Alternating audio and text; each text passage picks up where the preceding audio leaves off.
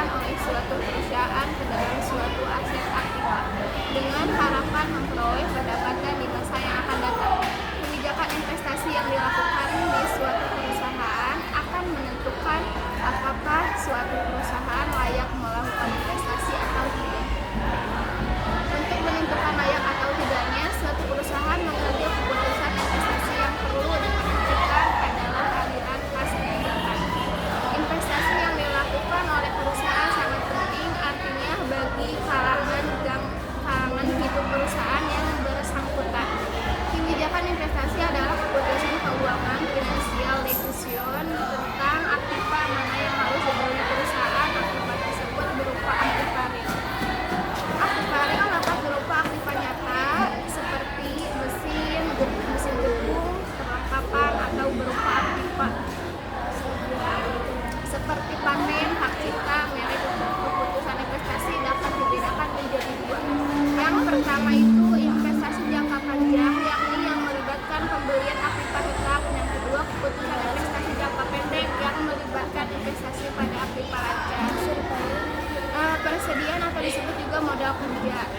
Capital budgeting mempunyai arti yang sangat besar bagi perusahaan karena satu, dana yang dikeluarkan akan meningkat dalam jangka waktu yang panjang. Dua, investasi dalam aktiva tetap menyangkut pendapatan dan hasil penjualan di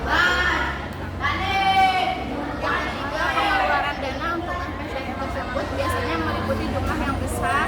Yang keempat, kesalahan dalam pengambilan keputusan mengenai pengeluaran modal mempunyai akibat yang panjang dan berat.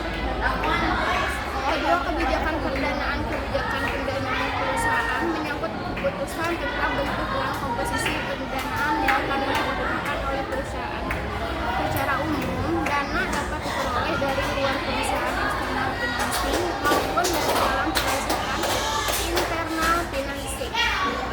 Keputusan tentang eksternal financing sering disebut sebagai keputusan pendanaan, sedangkan internal financing menyangkut kebijakan dividen. Pertanyaan-pertanyaan yang perlu dijawab dalam masalah keputusan pendanaan adalah satu, berapa banyak hutang dan modal sendiri yang akan digunakan. Keputusan ini akan menentukan rasio hutang dengan modal sendiri.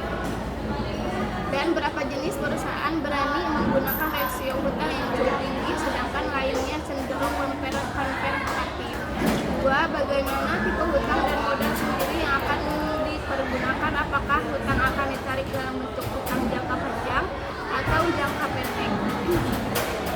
Hutang yang dapat diinvestasikan menjadi modal sendiri. Apakah modal sendiri akan diperoleh dari menang laba ataukah lebih baik menerbitkan saham baru. Yang ketiga yaitu akan menghimpun dana dalam bentuk hutang atau modal sendiri pada saat pasar modal sedang membaik. Istilahnya bullish. Apakah sebaiknya menerbitkan obligasi atau saham, kemudian bagaimana jika keadaan pasar modal sedang bearish. Yang ketiga, kebijakan